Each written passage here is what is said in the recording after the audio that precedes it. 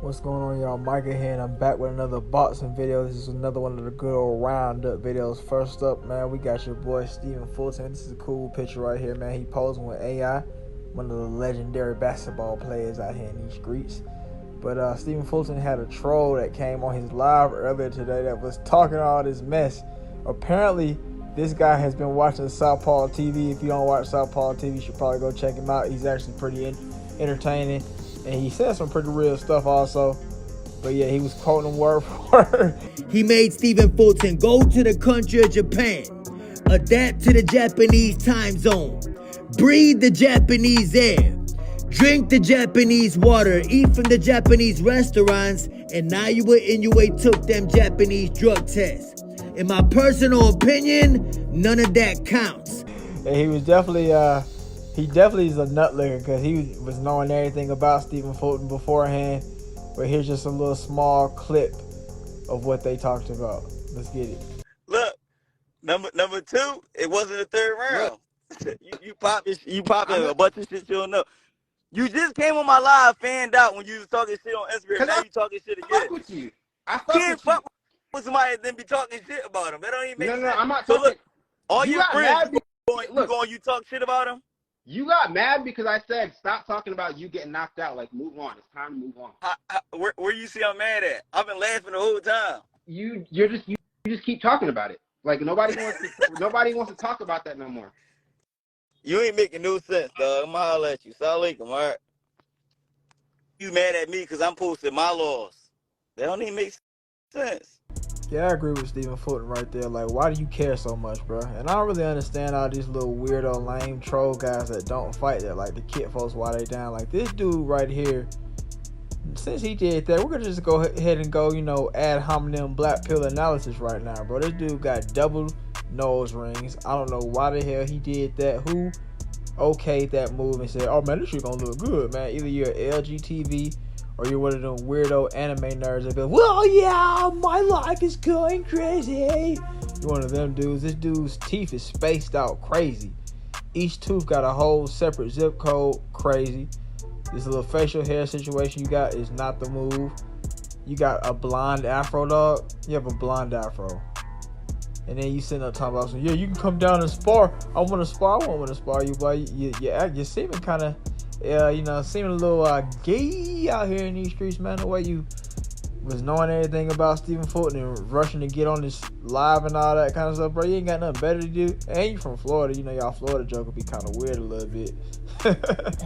But yeah, man, what do y'all think about that? Also, what do you guys think about what Southpaw TV said about Naoya Inoue making Stephen Fulton come to Japan and drink the Japanese water and breathe the Japanese air and all that, bro? Quiet as is kept, bro. That stuff matters, bro. That stuff matters. Even when you going state to state, like if you going from the East Coast to the West Coast, it still makes a slight difference because that elevation and all that kind of stuff is different. Like I remember going to Vegas for the Nationals and all that kind of stuff, and we had to sit there and put that little mask on. Y'all remember when the mask was popping back then, them little elevation masks? Yeah, I had one of them in training, boy. I was about to die, big fella, in training, bro. But yeah, it paid off. But it is different, man. I can only imagine going to a whole other country, how that would affect you. It definitely would first affect your psyche because you're in a whole other country. You don't know anybody. You don't know where to eat. Like Southpaw TV said, you drinking the Japanese water. And them waters that come out the faucets be nasty in each different state here. So I don't know how it's gonna be in a whole other country. But yeah, man, you don't know where to eat. You sleeping in a funny place. You don't know where to run because you don't know the area. So yeah, man, I can imagine that being a shock. Although I guess they did do 2 weeks there, but I still think that's not enough to be in a whole another country. I think that they should have definitely been in the USA. I don't think Stephen Fulton was a self. Hopefully he'll be able to come back and outdo Naoya Inoue the second time around. But unfortunately, you're going to have to breathe the Japanese air, drink the Japanese water, eat at the Japanese restaurants once again because he beat you. And not only did he beat you, he finished you. So yeah, man, them folks ain't going to go for no goddamn USA Naoya Inoue versus Stephen Fulton after you got dropped and beat handily like that. So yeah, man, you're going to have to You might have to spend goddamn 2 months out there to get yourself acclimated. I don't know. Yeah, man, but I hope you go out there and, redeem yourself, of course, man. Otherwise, if you don't, man, let's go on feed Naoya to Gervonta Davis. Go on, let him get a real, get a taste of that power. Get a taste of that power right there, man. But let's go on to the next story. Up next, we got this tweet here by BoxingScene.com, and it says, Mayweather had Canelo level power, says Shane Mosley. So, ugly man Shane Mosley says that Mayweather had that power out here in these streets, man. Do you guys believe that Mayweather has deceptive power, or do you guys think that he's pillow-fisted Jones? I would say that, yeah, Mayweather definitely has power, because before he was Money Mayweather, he was Pretty Boy Floyd. He was knocking folks out left and right. And I think the only reason he stopped was because his hands was a little bit brittle. I think Mayweather's the type of dude where you're sparring him and he hits you thinking he's like just a weak pretty boy, and he hits you just like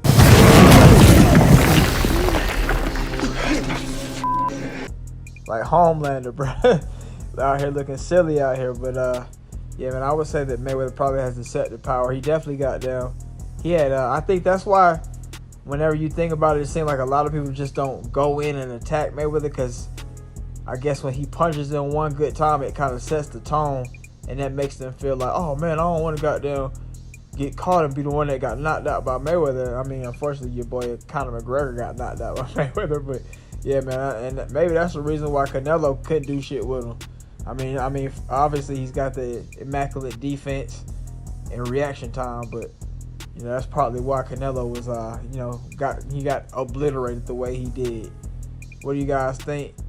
If you spar Floyd Mayweather, do you think you'll be able to withstand his shots?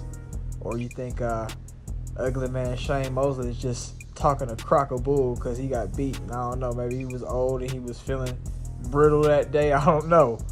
But yeah, let's get it.